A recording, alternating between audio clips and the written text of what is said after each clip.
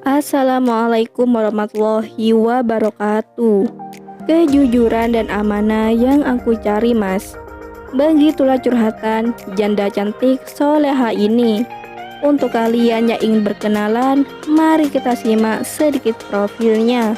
Siapa tahu kalianlah salah satu jodoh yang cocok untuk janda cantik dan kaya ini. Namun sebelum melanjutkan video ini, alangkah baiknya untuk menekan tombol like dan menekan tombol subscribe.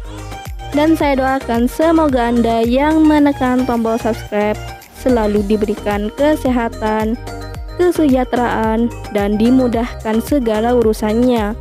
Amin amin Allahumma amin. Nadiatul Hasanah nama lengkapnya, namun sering dipanggil Mbak Nadia. Statusnya janda namun belum mempunyai anak. Dan Mbak Nadia ini berumur 33 tahun.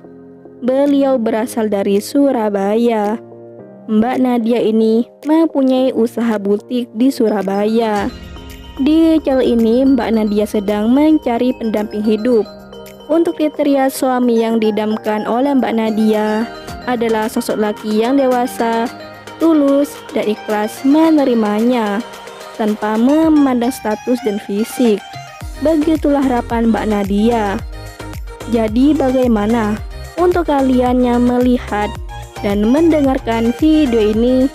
Apakah tertarik untuk berkenalan dan menjadikan Mbak Nadia sebagai istri?